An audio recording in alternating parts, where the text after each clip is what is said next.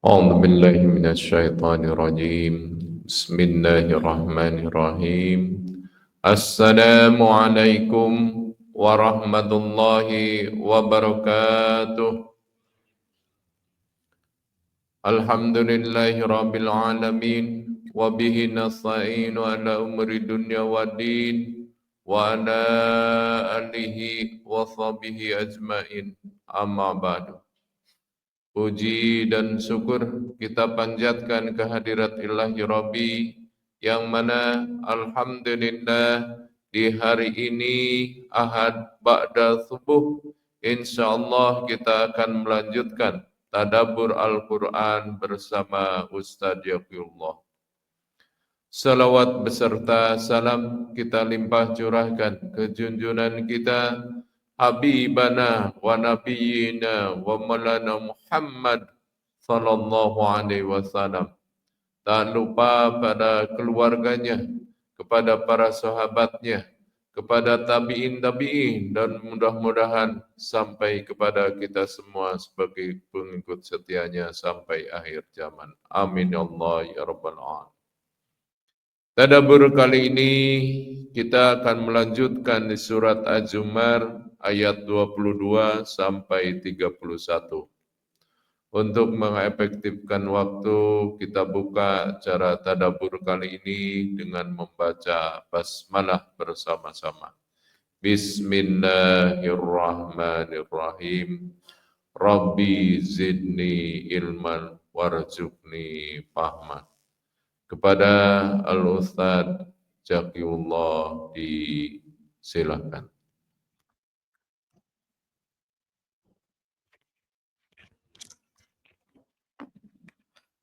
Bismillahirrahmanirrahim. Assalamualaikum warahmatullahi wabarakatuh. Innal hamdalillah nahmaduhu wa nasta'inuhu wa nastaghfiruh wa na'udzu billahi min shururi anfusina wa min sayyiati a'malina. May yahdihillahu fala mudilla lahu wa may yudlilhu fala hadiya lahu. Asyhadu an la ilaha illallah wahdahu la syarika lahu wa asyhadu anna Muhammadan 'abduhu wa rasuluhu alladzi la nabiyya ba'dah. Allahumma shalli wa sallim wa barik ala sayyidina Muhammad wa ala alihi wa ashabihi ajma'in. Amma ba'd. Alhamdulillah kita masih diberi kesempatan oleh Allah Subhanahu wa taala untuk mentadabburi Al-Qur'an surat Az-Zumar. Kemarin kita sudah membahas terkait ikhlas, bahwa kita diperintahkan oleh Allah Subhanahu wa taala untuk menyembahnya dengan penuh kemurnian dalam agama, yaitu tidak mensekutukannya. Kemudian diperintahkan untuk menjadi orang yang menyerahkan diri, yang berislam kepada Allah Subhanahu wa taala. Khusus untuk Nabi disebutkan awwalul muslimin.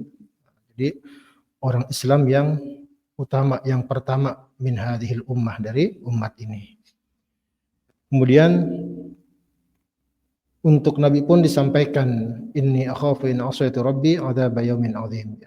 Nabi pun takut terhadap azab Allah Subhanahu wa taala jika membangkang atau jika bermaksiat. Itu untuk Nabi ya, yang dekat dengan Allah Subhanahu wa taala, apalagi untuk kita ya. Maka ditegaskan di lanjutannya Qulillaha a'budu mukhlishan lahu dini. Jadi kita hanya menyembah Allah Subhanahu wa taala ya, yang Maha Esa ya, memurnikan ketauhidan kita kepada Allah Subhanahu wa taala. Nah, adapun orang-orang kafir setelah diajak seperti itu mereka tidak mau ya. Maka Allah Subhanahu wa taala menyampaikan fa'budu ma syi'tum min duni. Silahkan kalian menyembah selain Allah. Karena nanti akan merasakan kerugiannya sendiri gitu. Kalau mereka menyembah selain Allah, kerugiannya akan dirasakan di hari kiamat bersama orang-orang yang mereka bawa, termasuk keluarganya, yang mereka sama-sama ikut musyrik ya. Itu adalah kerugian yang sangat nyata ya.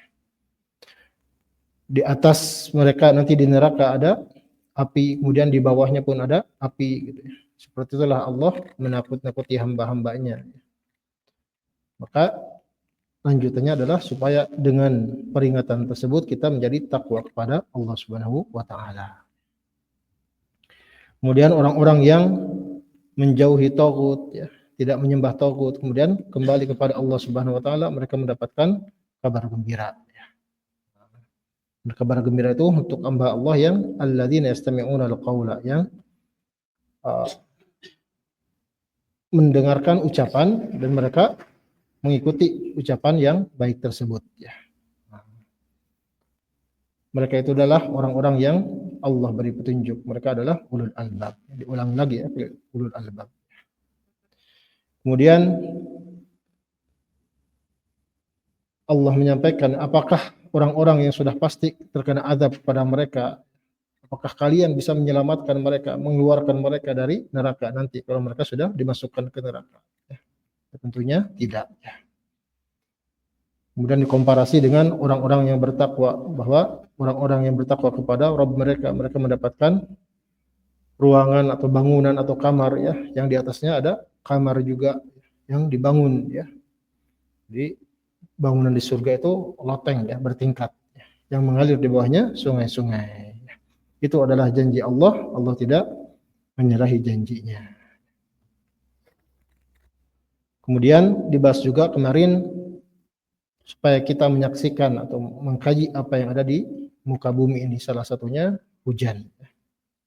Apakah engkau tidak melihat bagaimana Allah Subhanahu wa taala menurunkan hujan dari langit kemudian jadi sumber-sumber air ya. Kemudian dari sumber-sumber air tersebut muncul tumbuh-tumbuhan, tanam-tanaman, buah-buahan yang berbagai macam rupa. Kemudian bisa menjadi kering, bisa menjadi menghijau, kemudian jadi rontok, menjadi hancur. Ini adalah salah satu ibrahnya kemarin. Demikian pula siklus kehidupan kita. Kita asalnya pun dari air, kemudian Allah bekali dengan akal, bekali dengan jasad. Suatu saat nanti setelah tua akan menjadi lemah. Nah, sungguhnya ada pelajaran untuk ulul albab ya. Diulangi lagi ya, ulul albab orang-orang yang akalnya itu sehat gitu ya. Nah, kita lanjutkan ayat berikutnya. A'udzu billahi minasy syaithanir rajim. Bismillahirrahmanirrahim. أفمن شرح الله صدره للإسلام فهو على نور من ربه فويل للقاسية قلوبهم من ذكر الله أولئك في ضلال مبين. Afaman syarahallahu sadrahu lil Islam, apakah orang yang Allah telah lapangkan dadanya, Allah bukakan dadanya untuk menerima Islam ya. Jadi kaitannya dengan ayat yang kemarin kita bahas ya, tentang an akuna awwalal muslimin ya. Apakah orang yang telah Allah bukakan dadanya, Allah lapangkan dadanya untuk menerima Islam, fahtada, kemudian dia mendapatkan petunjuk, fahuwa ala nurim mir rabbih, maka dia ada di atas cahaya dari Rabb-nya. Apakah sama orang tersebut dengan kaman tubi'a ala qalbihi, seperti orang yang dikunci hatinya. Dalla ala hadza, ini makna ini ditunjukkan oleh ayat berikutnya. Jadi salah satu indikator seorang itu mendapatkan hidayah kebaikan dari Allah Subhanahu wa taala, yaitu apakah dadanya dibukakan, dilapangkan untuk menerima Islam atau tidak, atau bahkan mengunci dari hidayah itu. Fawailun kalimatun adab. Di sini fawail maka kecelakaanlah. Ini kalimat adab ya. Lil qasiyati qulubuhum min dzikrillah. Untuk orang-orang yang hatinya itu keras, membatu dari mengingat Allah. Nah, maknanya dzikrillah adalah anqabulil Qur'an, dari menerima Al-Qur'an. Ulaika fi dhalalim mubinin bayyin. Mereka ada di dalam kesesatan yang nyata. Jadi salah satu indikator tadi hidayah itu adalah bagaimana responsnya terhadap anqabulil Qur'an, dari menerima Al-Quran. Jadi kalau hatinya dibukakan untuk Al-Quran, maka secara otomatis akan menerima hidayah Islam. Jadi salah satu dakwah yang efektif ya kepada orang-orang yang non-Islam, kasih Al-Quran gitu ya. Dan terjemahannya biasanya ya. Misalnya nanti dibaca atau tidak, pasti suatu saat ada curiosity ya, ada keinginan untuk membukanya, mengkajinya ya. Karena fitrahnya seperti itu ya. Dan banyak orang yang karena membuka Al-Quran itu langsung dapat hidayah. Jadi bahkan ada yang menarik ya, karena dikasih Al-Quran dan terjemahan, dikasihnya itu ngebuka halaman itu dari sebelah kiri gitu ya, seperti halnya buku biasa gitu ya. Dan yang dibuka kalau di sebelah kiri berarti apa? Biasanya kan satu gerondolan ya, satu di surat Al-Ikhlas, kemudian Al-Falaq, An-Nas kan di halaman terakhir itu. Yang dibaca itu pertama kali dibaca Al-Ikhlas gitu. Bagaimana tentang konsep ketuhanan, dan itu sangat make sense buat mereka. Sehingga banyak yang masuk Islam karena baru baca surat Al-Ikhlas aja gitu ya. Nah, hari kita diulang-ulang Al-Ikhlas ya. Nah, tapi kadang maknanya belum menyerap ya, belum kita renungi ya. Nah, jadi seperti itu ya. Jadi kita berdiskusi ya dengan orang-orang barat misalkan ya, tidak usah adu debat atau kita nggak bisa berargumen misalkan ya, nggak bisa menyampaikan dengan lisan kita, maka kita hadiahkan Al-Quran terjemahan ya. Nah, supaya mereka membacanya. Ini serupa dengan ayat yang lain ya, di surat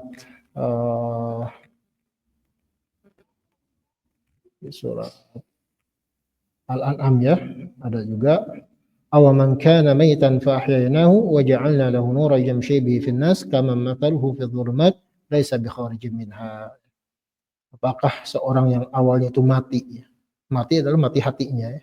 Fa ahyaynahu, kemudian kami hidupkan, wa ja'alna lahu nuran yamshi bihi fin nas, kemudian dia menjadi cahaya yang berjalan di atas di kalangan manusia. Ini perumpamaan siapa? Nah, kita bahas ya di Al-An'am, perumpamaan Umar bin Khattab ya. Yang awalnya itu preman, yang hatinya itu keras, mati hatinya gitu ya. Ditakuti oleh semua orang ya, karena kejahatannya. Ternyata turning point-nya berubah karena Al-Quran. Kemudian menjadi cahaya, menjadi khalifah ya, yang banyak orang terinspirasi oleh beliau ya. Apakah sama orang seperti itu? Kama mathaluhu fi dhulumat, sama dengan orang yang ada di dalam kegelapan, laisa bi kharijin minha, yang tidak ada jalan keluar. Salah satu perumpamaan untuk Ammar bin Hisham atau Abu Jahal ya. Nah,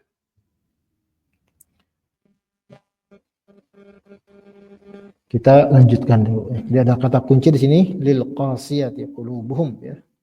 Hati yang keras. Nah, untuk melunakkan hati itu dengan apa? Apa jawabannya? Dengan Al-Quran. Di ayat berikutnya.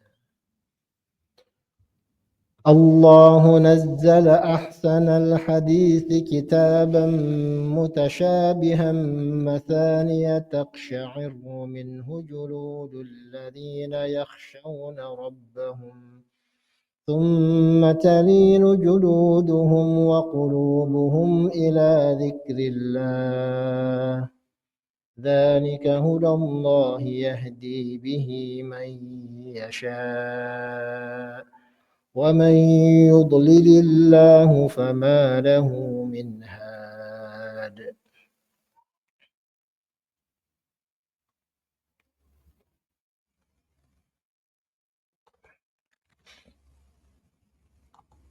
Allahu nazzala ahsanal hadits, Allah yang menurunkan sebaik-baik ucapan. Kitaban, kitab yang tertulis, badalun min ahsana, sebagai badal dari kata ahsana. Ahsanal hadits itu adalah yang tertulis. Hadis itu kan ucapan yang diucapkan ya. Kitaban itu yang tertulis ya. Nah, Ay Qur'anan, yaitu Quran, Al-Quran yang dibaca. Jadi ada 3 kata kunci ya. Yang Allah turunkan itu adalah kalam Allah, kemudian ditulis ya, kitab ya. Kemudian Qur'anan dibaca. Syarat bahwa Al-Quran itu harus dibaca ya, harus dikaji ya. Dan itu adalah sebaik-baik ucapan ya, sebaik-baik kitab ya.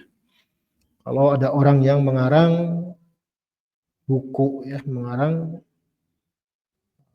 karya tulis ya, seindah apapun, sehebat apapun, maka Allah menyampaikan ahsanal hadis.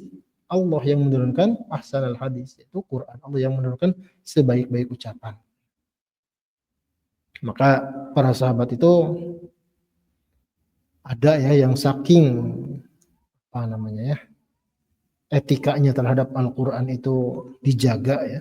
Jadi ketika buka mushaf itu, mushaf seperti ini, itu sering langsung pingsan gitu ya. Karena saking apa namanya, hormatnya, bahwa yang dipegang, yang dibuka, yang dibaca itu adalah bukan hasil karya manusia, tapi hasil karya Allah Subhanahu wa taala. Banyak ya di kisah para ulama itu dari buku itu, hada kalamu rabbi, ini adalah kalam Rabbku, hada kalamu rabbi. Itu saking ngedeg-degnya gitu, kemudian pingsan, ada yang meninggal gitu ya, langsung ya. Itu bentuk apa namanya, penghormatan terhadap Al-Quran, bahwa meyakini itu adalah sebaik-baik hadis, sebaik-baik ucapan yang harus dikaji ya. Di idealnya ya, pendidikan pertama itu adalah pendidikan Al-Quran gitu ya. Nah, yang paling baik dulu kita pelajari, setelah itu baru belajar yang lain-lain ya.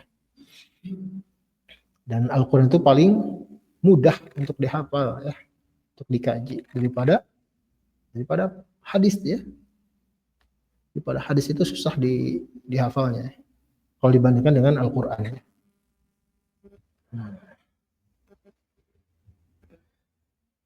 Mutasyabihan ay yushbihu ba'duhu ba'dan fin nazmi wa ghairihi, yang mutasyabihan, yang selevel, yang serupa kualitasnya, satu sama lain itu sama mirip kualitas. Fin nazmi dalam hal nazamnya, dalam hal susunan katanya, wa ghairihi, dan semua aspeknya ya, semua aspek sastranya, aspek ijaznya, semuanya itu sama. Jadi tidak ada misalkan ayat yang lain itu kok misalkan kurang bagus, tidak ada seperti itu gitu. Semuanya itu mutasyabihah ya, serupa, selevel, karena semuanya dari Allah, tidak ada sisipan dari manusia ya. Silahkan kalau ada yang mau menyisipkan satu kata saja gitu dalam Al-Quran, pasti apa ya, seperti orang yang, kalau orang yang mendengar itu seperti orang yang tersandung. Ini mah bukan ya, bukan Al-Quran. Atau hadis Nabi aja misalkan ya, dilafalkan, dibacakan seperti Al-Quran, itu beda gitu. Terasa gitu, untuk orang yang sensitif itu terasa. Ini walaupun dia belum hafal gitu, belum hafal Al-Quran ya, itu kerasa ini bukan Al-Quran. Mau itu dinazamkan seperti nazaman Al-Quran ya, dilafalkan seperti lafal Al-Quran, itu pasti kerasa bedanya. Mathaniya, yang diulang-ulang ya, yang baca bolak-balik terus-menerus ya. Untuk Al-Fatihah saja kita mengulang berapa kali dalam sehari? 17 kali minimal. Minimal itu. The power of repetition ya. Makanya Al-Quran Al-Fatihah itu disebut sab'am minal mathani ya, 7 ayat yang diulang-ulang, mathani ya. Nah, dan kita mengulang Al-Quran itu tidak akan pernah bosan ya. Silakan coba ya. Kalau udah khotam Al-Quran pasti ingin lanjut Al-Fatihah lagi.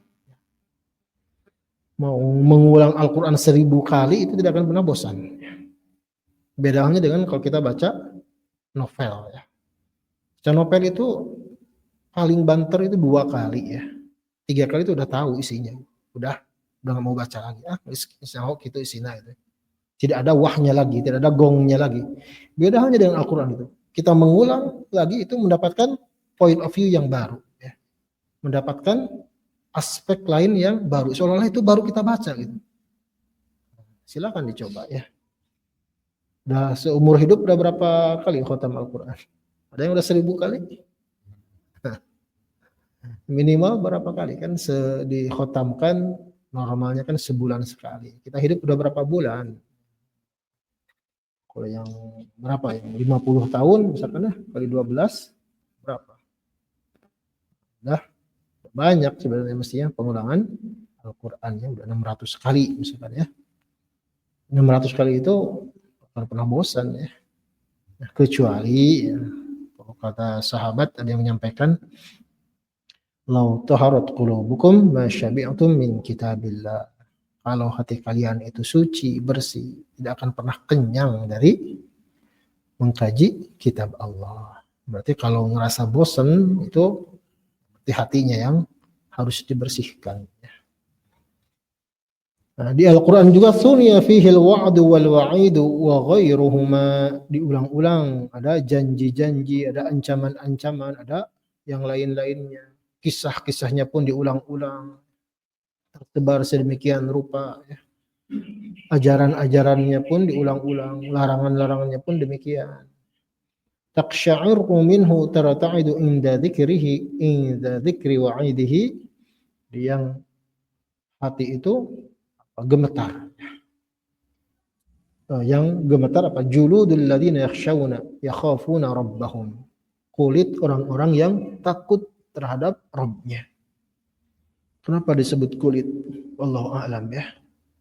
Di surat yang lain, di surat Qaf ya. Wa qalu li juludihim lima syahidtum alaina qalu antaqana Allahu alladzi antaqa kulla syai'. Ketika nanti kulit itu ditanya ya. Dan kulit itu memberi persaksian. Lalu kita nanya nih kepada kulit, kenapa kamu bisa berbicara sekarang? Yang membuat aku bisa berbicara adalah Allah. Jadi kulit itu isyarat terhadap seluruh badan kita ya, seluruh anggota badan kita ya. Jadi yang dengan Al-Quran itu kulit orang yang takut kepada Rabb-nya itu bergetar. Tsumma talinu tatma'innu, kemudian jadi talinu itu lawan qasiyah tadi ya. Menjadi lunak, menjadi lembut, menjadi tatma'innu, menjadi tenang. Apanya yang tenang? Juluduhum, kulit mereka yang membungkus semua anggota badan kita. Dan yang paling penting adalah wa qulubuhum, hatinya itu tenang. Untuk apa? Ila dzikrillah, untuk mengingat Allah. Jadi kalau stres ya, kalau apa namanya ya, punya penyakit mental ya, kita buka Al-Qur'an. Dikit-dikit ada masalah buka Al-Qur'an.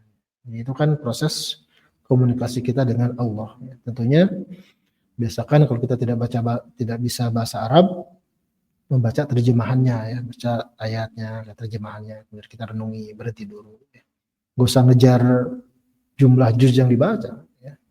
Proses komunikasinya harus ada. Kecuali kalau sudah bisa bahasa Arab gitu ya, bisa nereleng, ya, bisa langsung ya. Nah, selain dengan apa? Dengan sholat ya. Dengan sholat pun demikian ya.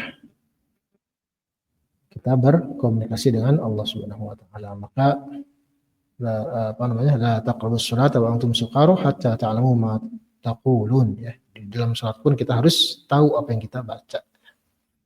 Setidaknya kalau tidak bisa tahu arti seluruh Al-Qur'an, arti bacaan sholat aja. Itu penting ya. Summa talinu juluduhum wa qulubuhum ila dzikrillah ay inda dzikri wa'dihi. hati itu tenang, salah satunya ketika kita mengingat janji-janji Allah. Ketika Allah menyebutkan janji-janjinya di dalam Al-Quran, maka hati itu tenang. Dzalika ay al-kitab hudallah yahdi bihi man yasha. Kitab itu, Al-Quran itu adalah petunjuk dari Allah yang Allah memberi hidayah kepada orang yang Allah kehendaki. Wa may yudlilillah, barang siapa yang Allah sesatkan, fama lahu min had, maka dia tidak mendapatkan petunjuk. Ya. Nah, kita coba lihat beberapa penjelasan ya. Jadi kitaban mutasyabihan tadi, matanya di sini adalah Al-Quran ya.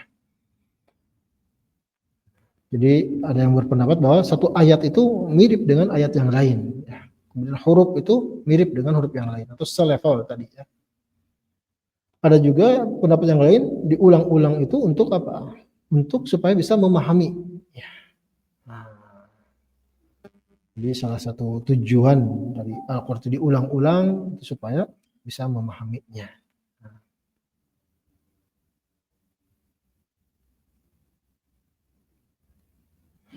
Demikian pula pendapat yang lain ya. Jadi ada satu atau beberapa ayat ya di satu surat, kemudian nanti diulang lagi di surat yang lain ya, seperti yang sering kita bahas ya.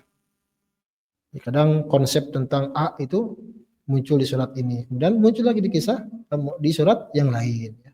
Konsep yang serupa ya. Makanya tafsir yang utama itu, yang pertama harus dikaji itu adalah tafsir Al-Quran bil Quran. Bagaimana menafsirkan satu ayat Al-Quran dengan menggunakan ayat Al-Quran yang lain. Jadi sumber utama tafsir Al-Quran itu adalah Al-Quran itu sendiri. Baru setelah itu hadis, baru setelah itu pendapat-pendapat yang lainnya, yang di bawahnya kualitasnya.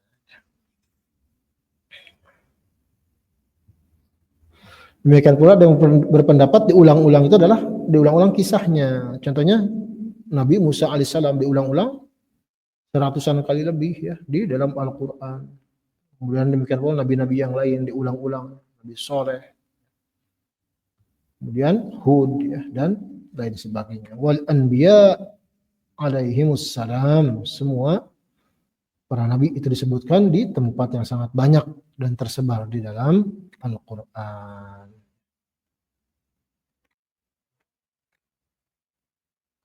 Nah, contoh ya, ini ada dikasih contoh nih ya tentang orang-orang yang al-abrar, innal abrar lafi na'im wa innal fujjar lafi jahim.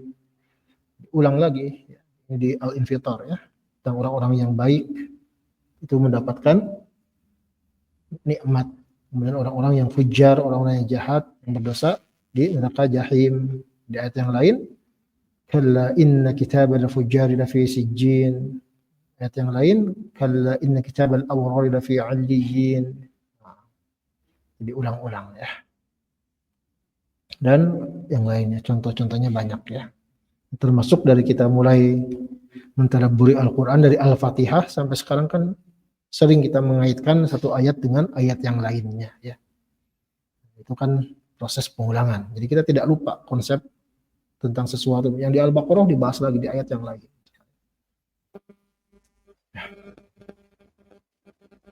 Nah, tapi ini bukan mutasyabih yang dimaksud di ayat Ali Imran ya. Di Ali Imran ayat ada minhu ayatun muhkamatun hunna ummul kitab wa ukhra mutasyabihat. Bukan yang dimaksud di sini ya.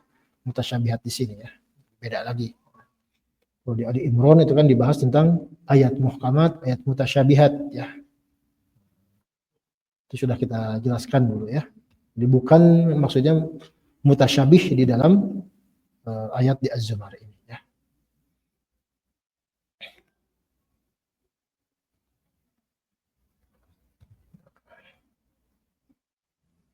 Jadi yang melunakkan hati itu adalah Al-Quran. Summa talinu juluduhum wa qulubuhum ila dzikrillah. Bagaimana halnya tadi? Siapa contoh Umar bin Khattab ya, yang hatinya itu keras membatu ya, luluh dengan Al-Quran.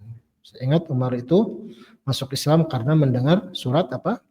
Surat Thaha ya. Thaha ma anzalna 'alaikal Qur'an litashqa illa tadhkiratan liman yakhsha. tanzilan mimman khalaqal arda was samawati ula ar-rahmanu 'alal 'arsy istawa lahu ma fis samawati wa ma fil ardi wa ma bainahuma wa ma tahta as-sara dan seterusnya. Mendengar dibacakan ayat Al-Quran oleh adiknya, ya, Umar langsung masuk Islam.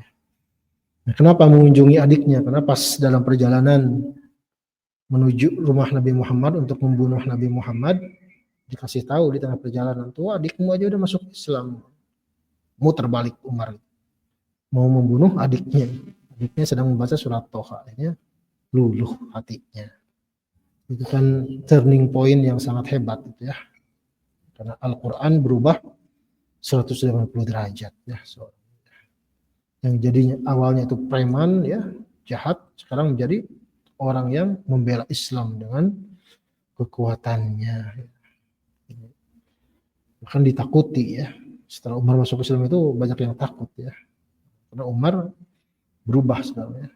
Kekuatan itu bukan untuk berbuat jahat ya, seperti halnya preman, tapi untuk membela Islam.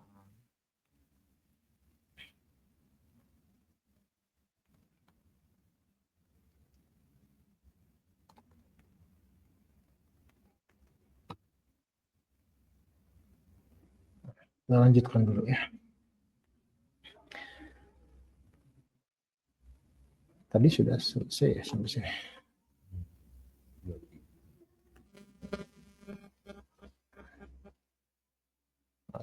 Dzalika ayatul kitab hudallahi yahdi bihi may yasha. Jadi Al-Qur'an itu adalah petunjuk Allah. Allah memberi petunjuk kepada orang yang Allah kehendaki, barang siapa yang Allah sesatkan maka tidak ada petunjuk ya. Dan salah satu tadi ya, kunci awal mula kesesatan itu karena menutup hati dari Al-Qur'an. Kita lanjutkan dulu. أفمن يتقي بوجهه سوء العذاب يوم القيامة وقيل للظالمين ذوقوا ما كنتم تكسبون أفمن يتقي يلقى بوجهه سوء العذاب يوم القيامة. Apakah orang yang menghindarkan, menoleh, menghindarkan mukanya ya, supaya tidak terkena buruknya azab di hari kiamat, di asyaddahu, dahsyatnya azab, bi ayyulqa fin nari, karena dia itu dimasukkan, dilemparkan ke dalam neraka, maghlulatan yadahu, jadi dalam keadaan tangannya itu dibelenggu, ila unuqihi, ke lehernya, ke punduknya. Apakah sama orang yang seperti itu? Orang yang wajahnya itu dilemparkan ke neraka ya, tangannya dibelenggu ke lehernya. Apakah sama dengan kaman amina minhu bidukhulil jannah? Apakah sama dengan orang yang aman masuk ke dalam surga dengan aman, dengan nyaman? Nah, jawabannya pasti tidak ya. Wa qila lil zalimin, dikatakan kepada orang-orang zalim, ay kuffari Makkah, yaitu kufar Makkah, dzuqu, rasakanlah, ma kuntum taksibun, apa yang kalian lakukan, ay jazaahu, rasakanlah balasannya. Jadi ini diajarkan komparasi ya. Jadi sering di dalam Al-Qur'an itu disampaikan kata tanya terkait perbandingan. Tapi tidak dijawab karena akal kita yang bisa menjawab sebenarnya. Logika kita bisa dijawab. Logika itu yang dibekalkan oleh Allah pada kita.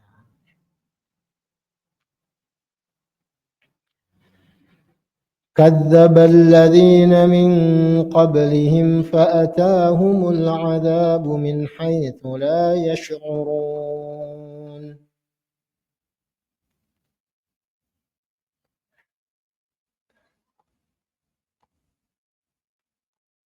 Kadzdzabal ladzina min qablihim, orang-orang yang sebelumnya telah mendustakan rusulahum, mendustakan para rasul mereka, fi isyanil adzab, tentang datangnya azab.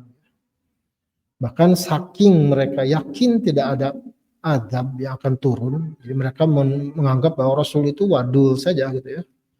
Mereka kan sering menantang datangnya azab. Salah satunya apa? diulang-ulangnya, wa yaquluna mata hadzal wa'du in kuntum shadiqin. Kapan datangnya azab yang dijanjikan itu? Jika kalian itu Rasul termasuk orang-orang yang benar, yang jujur. Jadi mereka mendustakan. Azab itu nggak akan pernah datang menurut mereka. Bahkan khusus terhadap Al-Quran kan mereka mendustakan, bahkan menantang apa? In kana hadza huwal haqqu min indik fa amtir 'alaina hijaratan minas sama' aw i'tina bi'adzabin alim. Kalau Al-Quran itu memang benar dari sisi engkau ya Allah, kan nyebut Allah juga ya. Binantang gitu ya. Kalau memang Al-Quran itu benar dari engkau ya Allah, bukan dari Muhammad, maka turunkanlah, hujanilah kami dengan batu dari langit. Atau datangkanlah kepada kami azab yang pedih. Saking mereka yakin Al-Quran itu bohong. Saking mereka yakin bahwa Muhammad itu bohong. Itu kan penistaan-penistaan mereka ya. Bahkan sebelum Nabi Muhammad SAW pun, para Rasul pun demikian. Mereka didustakan oleh kaumnya. Ya. Didustakan salah satunya terkait datangnya azab. Ya. Maka fa'atahumul azab. Maka azab yang mereka dustakan, yang mereka tidak yakini itu ternyata datang pada mereka. Min haitsu la yash'urun. Di arah yang tidak mereka rasakan, yang tanpa mereka sadari. Ya. Min jihatin la takhthuru bibalihim. Di azab itu pasti suddenly ya, tiba-tiba ya. Tidak ada azab itu yang dikasih tahu dulu. Yang dikasih tahunya adalah para rasulnya ya. Seperti halnya Nabi Lut ya. Sudah dikasih tahu ini akan turun azab. Ini ciri-cirinya, ini waktunya. Maka kaumnya Nabi Lut bersama orang beriman eksodus dulu ya, pindah dulu. Melakukan perjalanan supaya keluar dari negeri Sodom ya waktu itu ya. Karena sudah diberitahu azab itu datang. Tapi si kaum yang kena azabnya nggak tahu bahwa nanti jam segitu akan turun azab, nggak akan dikasih tahu. Jadi mereka la yash'urun, tanpa menyadarinya. Di ayat yang lain sering disebut apa? Baghtatan ya. Baghtatan itu ujug-ujug, tiba-tiba, suddenly ya. Jadi without preparation ya, tidak bisa mempersiapkan diri untuk lari ya.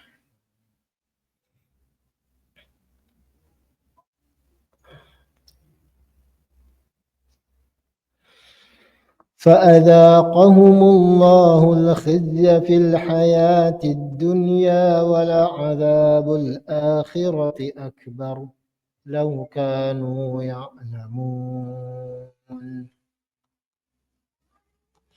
Maka Allah menimpakan kepada mereka al-khizya, al-dhilla wal hawana min al-masqi wal qatli wa ghairihi. Allah menimpakan kepada mereka kehinaan ya. Kerendahan, kehinaan mereka minal maskhi wal qatl wa ghairihi, dihinakan, dicaci maki, bahkan terbunuh ya. Wa ghairihi, dan yang lainnya ada juga ditawan. Itu fil hayatid dunya. Kehinaan di kehidupan dunia. Wala adzabul akhirati akbar. Tapi azab akhirat itu lebih berat dari itu, lebih besar dari itu. Laukanu ay al-mukadzibun, kalau mereka orang-orang yang mendustakan itu, yang alamun, mereka mengetahui azabnya. Ma kadzabu, kalau mereka tahu azab di akhirat itu lebih besar, tentu mereka tidak akan mendustakan para rasul. Ya sebenarnya sudah dikasih tahu, cuman tidak meyakini saja, tidak percaya saja, mereka mendustakan.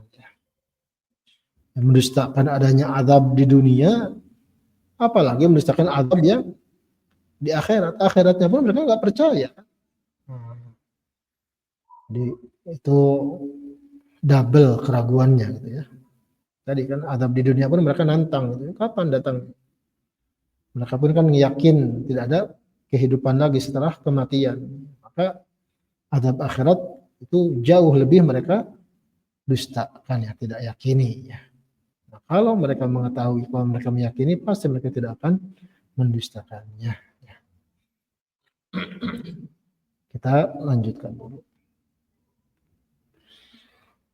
ولقد ضربنا للناس في هذا القرآن من كل مثل لعلهم يتذكرون Walaqad darabna ja'alna linnas, dan sungguh kami telah membuat perumpamaan linnas untuk manusia fi hadzal qur'ani, di dalam Al-Qur'an ini, min kulli mathalin, untuk semua dari semua perumpamaan, setiap perumpamaan. Banyak sekali perumpamaan-perumpamaan dalam Al-Qur'an ya. Masal itu analogi ya, atau komparasi ya, perumpamaan ya.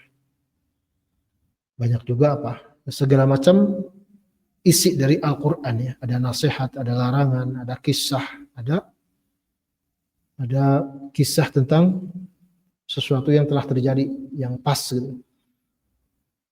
Jadi kita itu dibawa apa namanya ya, menjelajahi waktu sebenarnya kalau kita mengkaji Al-Quran dengan benar. Seru gitu ya. Apa namanya, dikisahkan tentang zaman Nabi Adam, bahkan sebelum zaman Nabi Adam, sebelum itu juga gitu ya, zamannya jin ya, sebelum ada penciptaan Adam, gimana jin ketika di muka bumi dulu ya, dikisahkan, kemudian sampai keadaan nabi-nabi terdahulu, sampai keadaan Nabi SAW, sampai keadaan yang kita alami sekarang, sampai keadaan yang future, yang jauh akan terjadi nanti.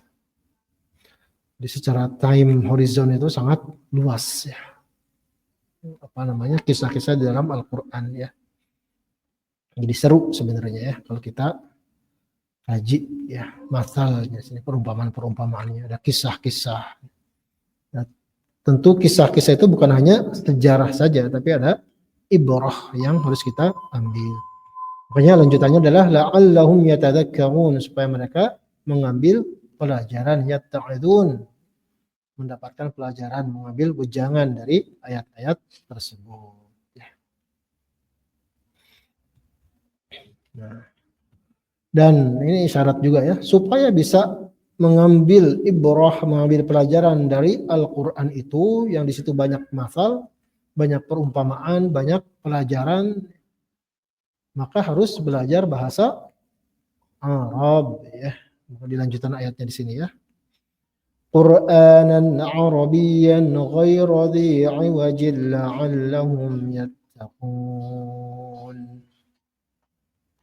Itu Qur'anan Arabiyyan, Quran dalam bahasa Arab. Halun muakkidatun, ya, ini sebagai keterangan yang menguatkan. Jadi kalau terjemahan Al-Quran ya dalam bahasa Indonesia, bahasa Sunda, itu bukan Al-Quran. Yang dinamakan Al-Quran itu adalah yang berbahasa Arab. Ya. Nah, jadi jangan bilang, wah saya mah paham Al-Quran, baru paham terjemahan Al-Quran. Ya. Jadi kecuali kalau sudah paham bahasa Arabnya. Ya. Jadi ada kaidah usul fikih ya, ma la yatimmul wajibu illa bihi fahuwa wajib. Kalau ada sesuatu kewajiban yang tidak sempurna karena sesuatu, maka sesuatu tersebut menjadi wajib juga. Ya. Salat dalam bahasa Arab. Ya. Tidak sempurna salat kalau kita tidak tahu artinya yang kita baca. Ngacapruk kali juga jampe-jampe harupat gitu ya. Maka belajar bahasa Arabnya pun jadi wajib.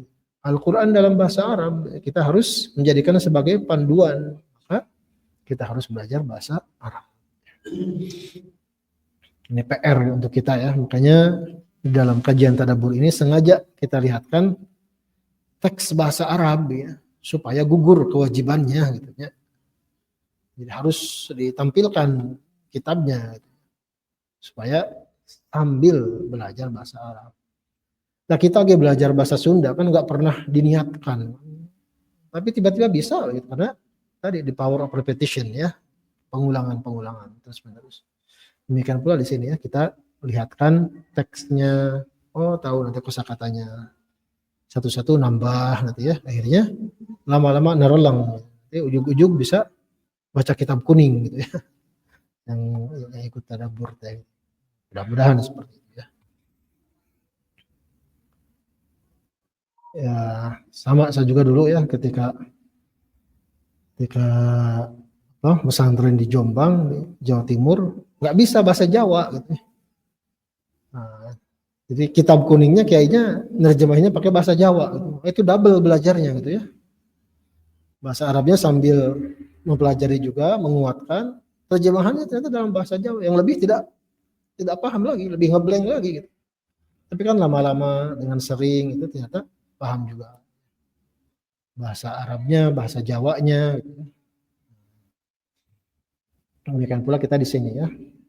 Kita sambil belajar bahasa Arab karena Al-Qur'an itu dalam bahasa Arab. Ghairu dhi'i wajin, yang tidak ada kebengkokan, tidak ada labsin wa ikhtilafin, labsin wa ikhtilafin, tidak ada kekeliruan, tidak ada kesalahan, tidak ada yang perlu direvisi. Ya, Al-Qur'an itu Al-Qur'an edisi revisi, enggak ada. Edisi revisi 1, revisi 2.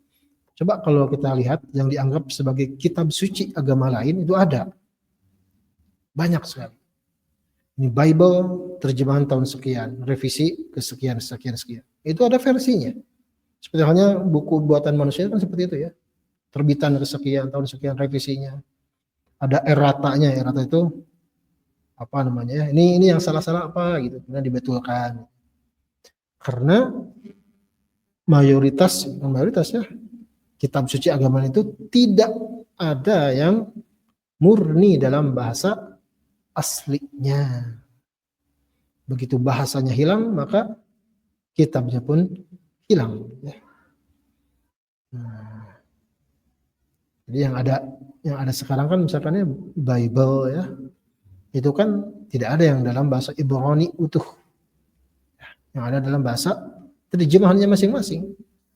Dan terjemahan itu sangat subjektif, tergantung siapa yang menerjemahkan. Contoh saja ya, misalkan tentang babi gitu. Di dalam kitab itu diharamkan. Ternyata di dalam versi terjemahan yang lama itu disebut babi. Babi itu haram. Tapi di terjemahan yang baru itu penerjemahnya menambahkan hutan. Babi hutan. Oh, berarti haram itu babi hutan cenanya. Hari babi di kandang mah di kota mah teu nanaon, teu haram. Saya tanya, kalau tidak dijaga dengan bahasa aslinya. Nah, kalau bahasa Arab itu Allah jaga, inna nahnu nazzalna dzikra wa inna lahu lahafizun. Dengan cara apa Allah menjaganya? Salah satunya dengan bahasa Arab. Bahasa Arab tidak akan pernah punah. Bukan ada yang menyeriwayatkan juga ya, bahasa di surga itu bahasa Arab. Jadi kudu bisa heula gitu ya, karena tiketnya itu di sana ya. Di sana pakai bahasa Arab ya. Kemudian yang lainnya dijaga dengan hafalan ya. Bal huwa ayatun bayyinatun fi suduril ladzina utul ilm. Al-Qur'an itu adalah ayat-ayat yang disimpan, dititipkan di hati orang-orang yang diberi ilmu, para hafid ya. Yang menghafal Al-Qur'an mereka dititipkan oleh Allah untuk menjaga Al-Qur'an. Tidak ada sekarang orang yang hafal seluruh Bible di seluruh dunia ini, yang 8 miliar ya. Kalau ada orang itu hebat, salah satu orang aja. Tidak ada ya. Atau kitab-kitab yang lain ya. Kitab-kitabnya orang Hindu misalkan, nggak ada yang bisa menghafalnya utuh. Tapi kalau Al-Quran itu jutaan mungkin ya sekarang orang hafal. 6.236 ayat itu hafal semua. Karena memang Allah memudahkan untuk menghafalnya. Kenapa kok saya masih susah menghafal? Coba maka dicek ya. Hatinya udah lurus belum gitu ya. Niatnya udah lurus belum gitu ya. Tapi ada kalanya Allah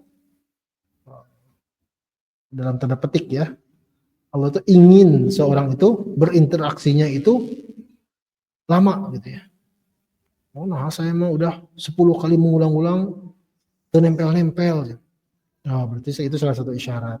Ya mungkin dulu kedul gitu ya, sekarang saatnya mengulang-ulangnya lebih lama, lebih banyak supaya lebih banyak pahalanya. Gitu ya. Itu salah satu yang guru kami sampaikan seperti itu gitu ya. Ada orang yang mengulang 2 kali itu hafal gitu ya. Ada yang mengulang 3 kali hafal. Biasanya patokannya 40 kali. 40 kali diulang nggak hafal berarti ada masalah ya.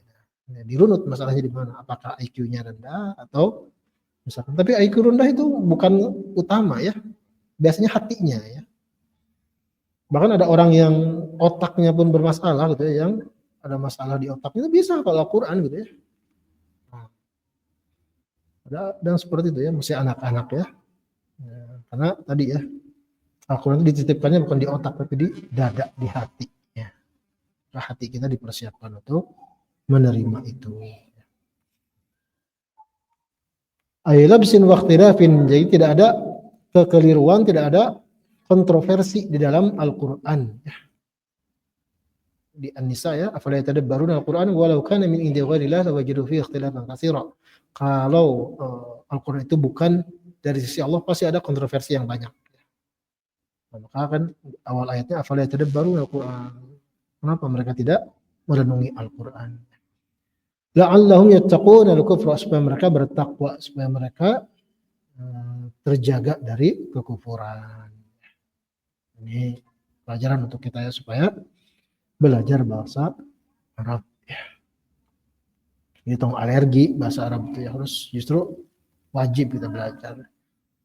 Dari bahasa Inggris sampai kursus gitu. Dari bahasa Arab belajar informal pun kedul gitu. Harus hati-hati ya.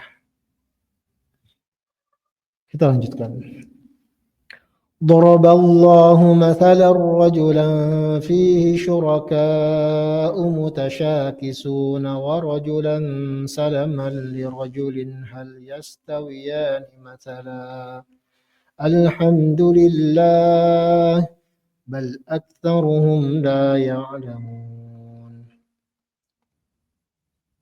Daraballahu lil musyriki wal muwahhidi. Allah membuat perumpamaan. Ini ya, tadi baru disebutkan ada masal, perumpamaan ya. Langsung di ayat berikutnya dikasih perumpamaan, analogi ya, komparasi supaya kita bisa menjawab. Jawabannya enggak dikasih, tapi dijawab oleh logika kita. Kali ya.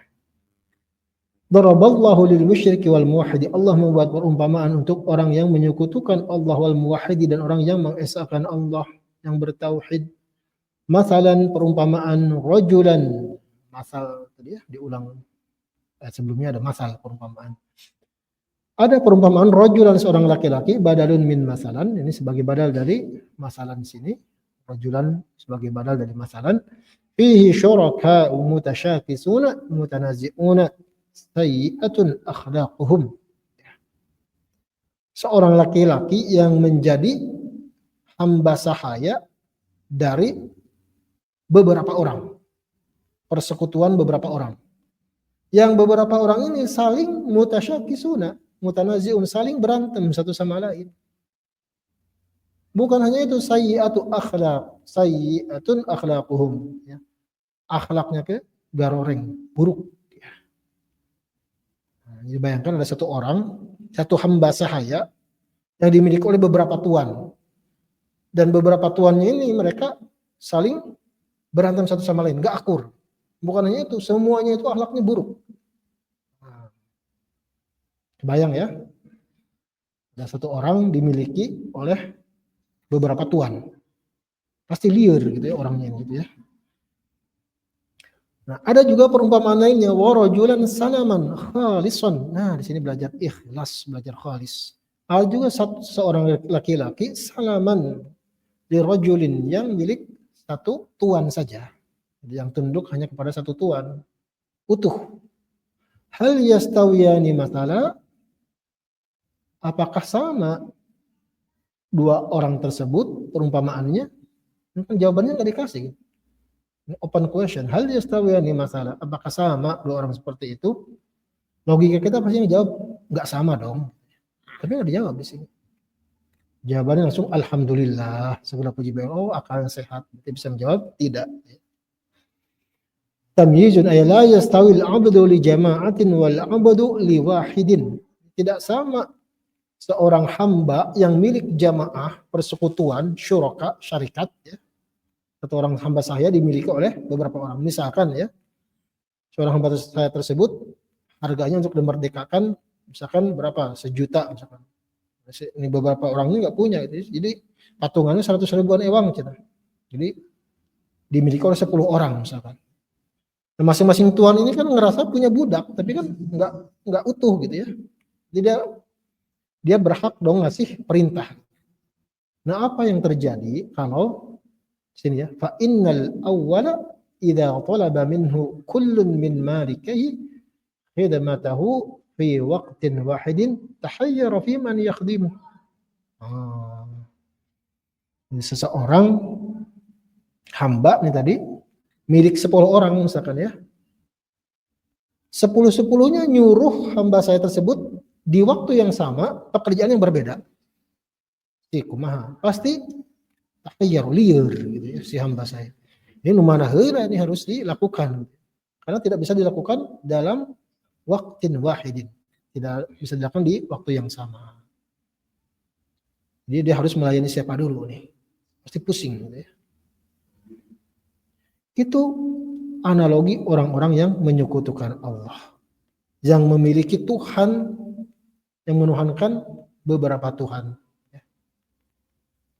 Jadi mereka tuh menyembah berhala mana sih gitu. Berhalana 10 misalkan. Namanya 10% ewang. Berarti itu totalitas.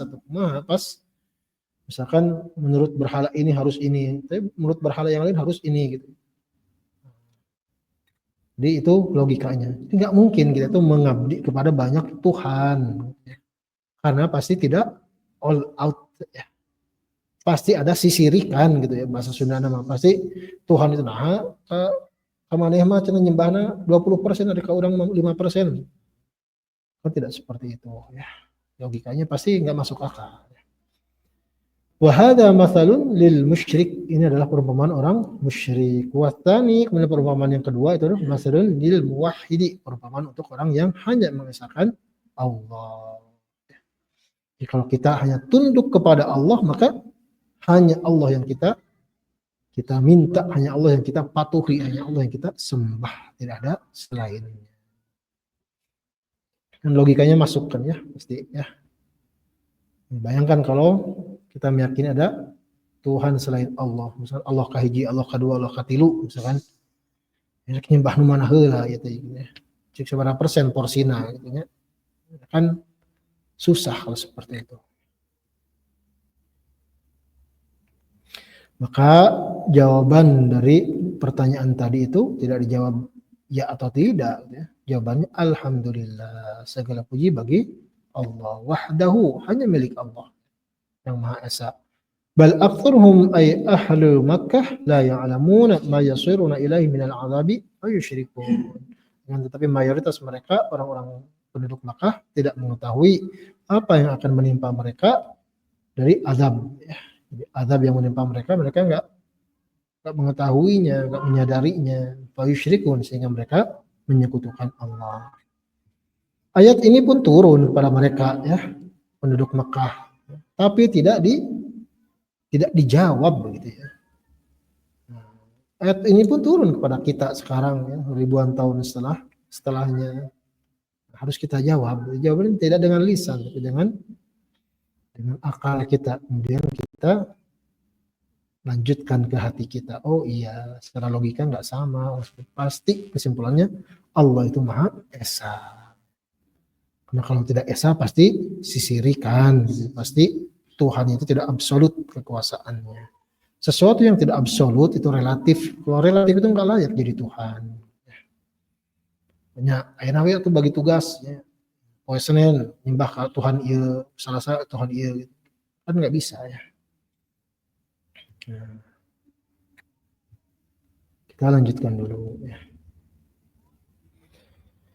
Innaka mayyitun wa innahum mayyitun. Innaka khitabun lin Nabi sallallahu alaihi wasallam. Sungguhnya engkau Muhammad mayyitun, engkau pun akan menjadi mayyit, akan meninggal. Wa innahum mayyituna, dan mereka pun akan meninggal. Satamutu wa yamutun, engkau Muhammad akan meninggal, wa yamutun, mereka pun akan meninggal. Fala syamat bil maut nazalat dan mastabta'u mautahu sallallahu alaihi wasallam. Ayat ini turun ketika apa namanya, orang-orang kafir tadi itu menunggu-nunggu kapan Nabi SAW itu meninggal. Kalau di ayat yang lain ada ya, wa Muhammadun illa rasul qad khalat min qabli rusul afa imma aw qutila munqalabtum ala aqabikum wa may yanqalib ala aqibai, dan seterusnya.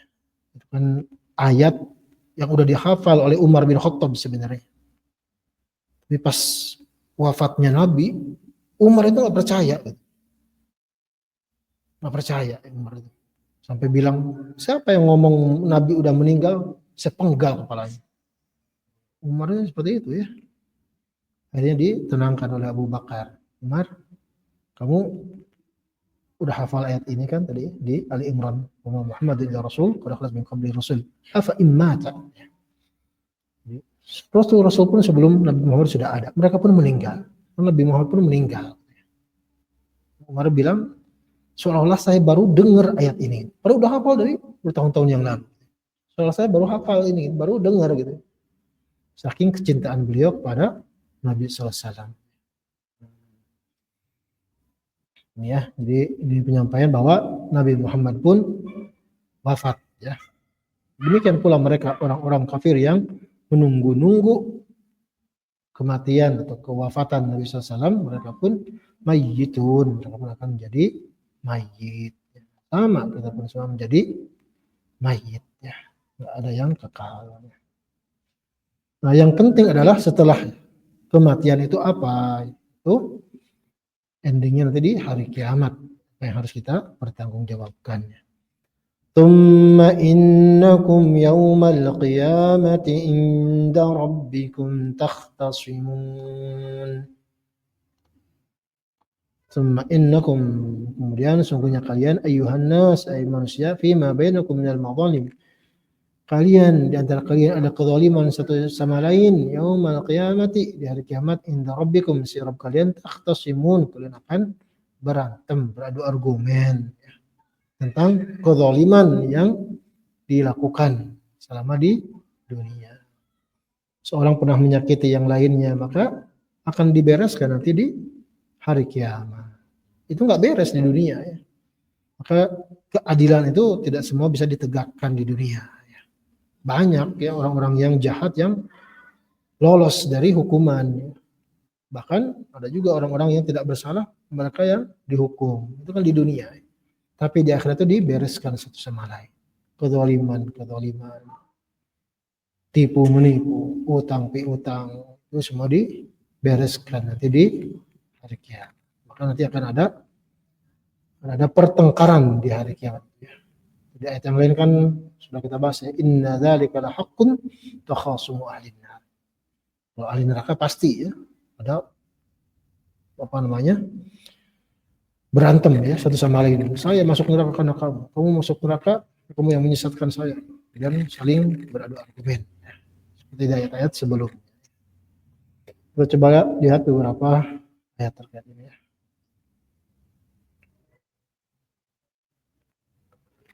Oh, tadi terkait apa majattaqi biwajhihi, itu di ayat yang ini ada ayat yang serupa ya.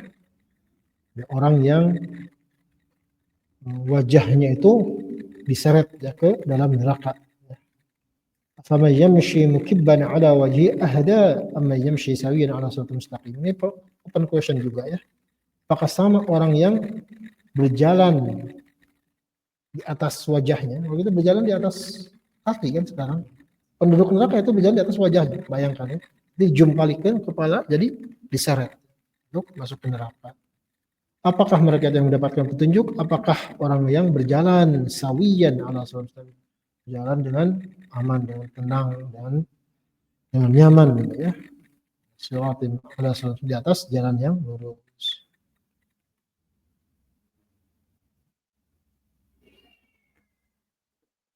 Sama juga di ayat yang di Fussilat ini, "Yulqa finnar khairun amma ya'ti amina." Orang yang dilempar ke neraka itu sama atau lebih baik ya, dengan orang yang aman di hari kiamat ya.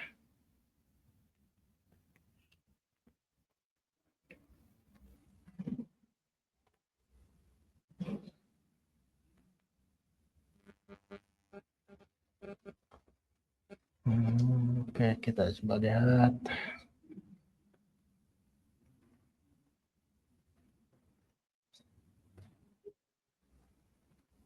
Dan tadi ya di Ali Imran tentang bahwa Nabi Muhammad pun wafat ya. Tadi sudah kita bahas ya. Ini banyak yang setelah Nabi Muhammad wafat itu murtad ya. Karena nggak yakin bahwa Muhammad itu meninggal gitu. Jadi ada yang seperti itu ya. Pada dilanjutkan katanya afa immat au qutila qalabtum.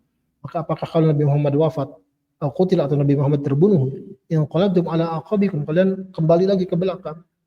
Murtad maksudnya. Wa may yanqalib ala aqibai fala yadurullah syai'an. Kalau kalian mau kembali agama kakek moyang kalian, menyembah berhala lagi, murtad lagi, silahkan.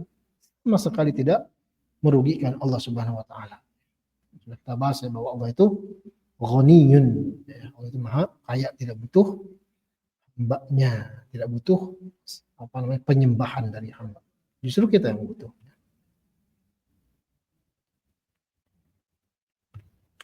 Ada di terkait ayat yang terakhir tadi ya, ayat 31. Tsumma innakum yawmal qiyamati inda rabbikum takhtasimun. Ada Zubair, sahabat yang menyampaikan kepada Rasulullah, ya Rasulullah, apakah tadi pertengkaran itu akan kejadian lagi nanti di hari kiamat? Naam, betul. Innal amru idzan lasyadid. Justru pertengkaran di hari kiamat itu akan lebih dahsyat. Maksudnya tadi ya, kedzaliman yang belum beres di dunia dibereskan di akhirat. Nah, ada seorang yang dirugikan di dunia tidak beres gitu ya. Nanti bereskan di akhirat. Ada pertengkaran seperti itu ya.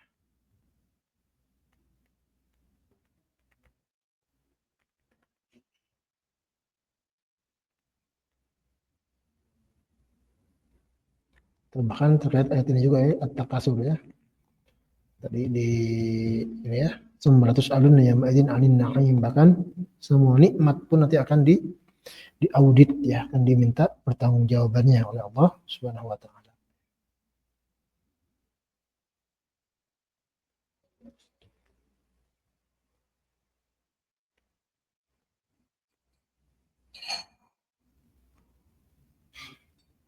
Nah, bahkan tadi ya, semua akan dibereskan, dosa-dosa, kezaliman, utang piutang akan dibereskan nanti di akhirat.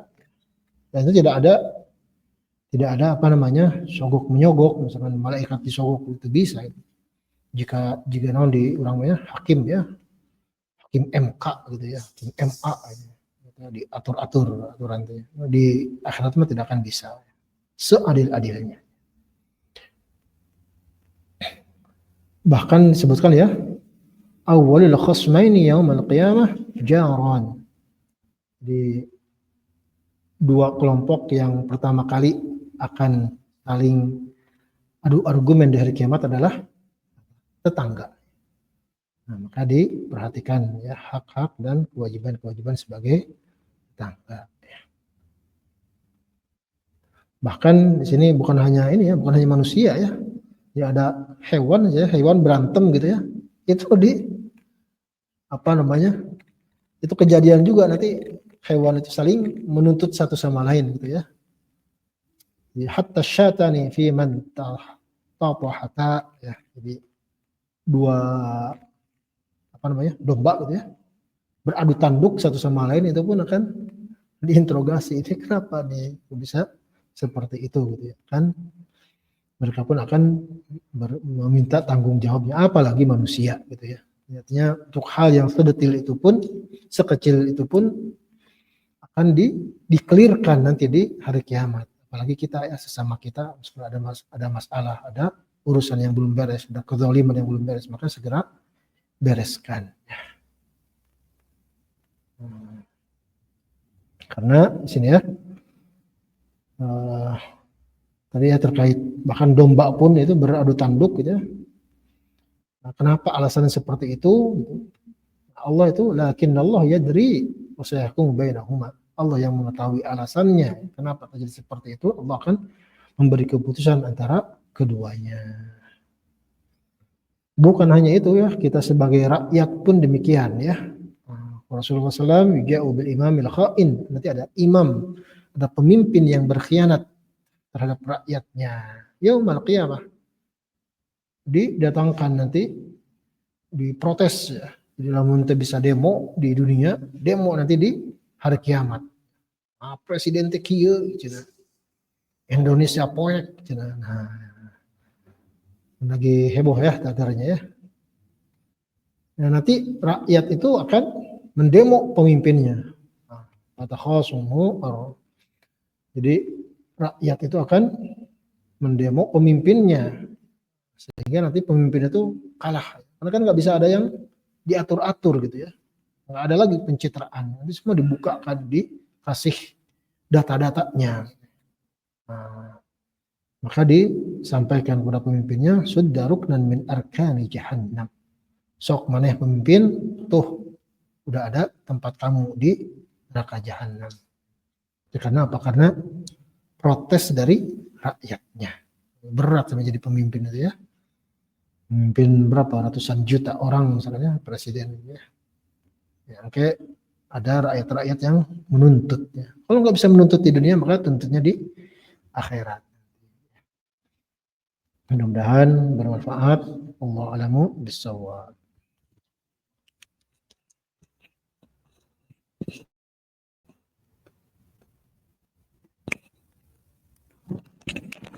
Alhamdulillah, alhamdulillahirabbil alamin. Terima kasih Ustaz yang telah memberikan penjelasan pada kita semua.